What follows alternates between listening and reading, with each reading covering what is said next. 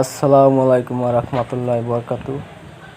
আজকের এটা হলো আমার সকালবেলার কাজ। প্রতি দৈনিকই আমার কাজ থাকে গরুর জন্য কাঁচা কিছু ঘাস আনার জন্য। তো আজকে সকালে কী করলাম, আজকে সকালে কাজটা হলো কাকার কাকার বিড়ে আলু উঠানো হয়েছে। তারপর চিন্তা করলাম যে আজকে তো আলু লতা আছে, আজকে বেশি একটা পরিশ্রম হবে না।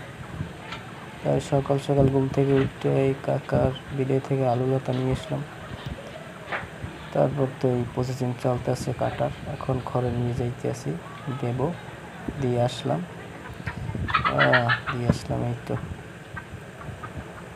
যে কোনো জিনিস আপনি পরিশ্রম ছাড়া কিছুই হয় না, সব কাজই পরিশ্রম আছে। যে যত পরিশ্রম করতে পারবে সে তত সামনে আগাতে পারবে। পরিশ্রম ছাড়া কিছুই নেই, পরিশ্রম করতেই হবে। যদি চিন্তা করেন যে না বাপেরটা খাবো আর গড়বো, বাপ যখন থাকবো না তখন বুঝবেন কত ধানে কত চাল।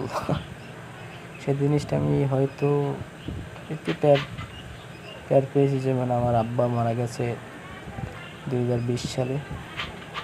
20 সাল থেকে আমি এই সংসারে হাল ধরে রেখেছি এখন পর্যন্ত, 25 সাল পর্যন্ত।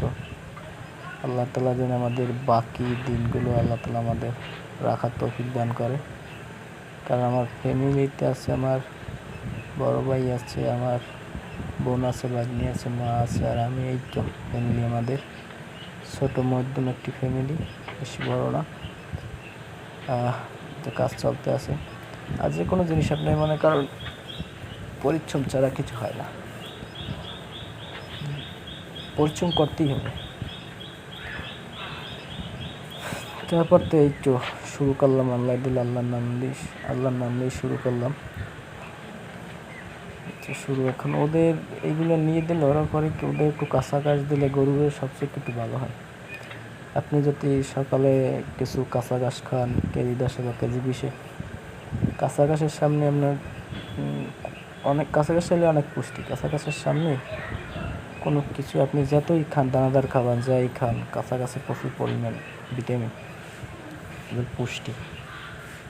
তা আমি 20 কেজি, আজকে 15-20 কেজির মতন কাঁচা ঘাস গরুকে দিলাম। কাঁচা ঘাস এই শেষ আগে এই এখন টাকা দেবো খড়ে, প্রায় শেষ। কালু